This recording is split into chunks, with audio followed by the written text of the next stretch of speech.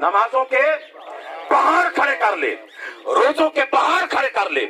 حج کے پہاڑ کھڑے کر لے، زکات عشر اور مدرسوں کے پہاڑ کھڑے کر لے، مسجدوں کے پہاڑ کھڑے کر لے، اتنے اعمال کرے کہ پہاڑوں کے برابر ہو جائیں، لیکن اس کے دل میں ہلکا سا بھی بغض علی کا آ گیا،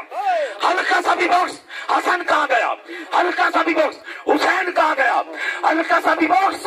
محمد مصطفیٰ کے گھرانے کا آ گیا،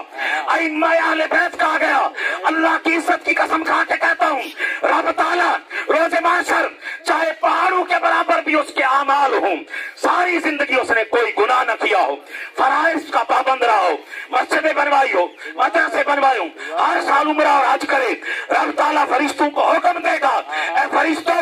اس بدبخت کے اعمال کو اٹھاؤ، اٹھا کے سمیت جہنم میں پھینکو۔ ایسے اعمال کی رب کو ضرورت نہیں۔ رب کے محبوب نے ایک ہی چیز تو مانگی تھی، اپنی اہل بیت کی محبت، اس میں کمی کر کے اعمال لے کے آتے ہیں۔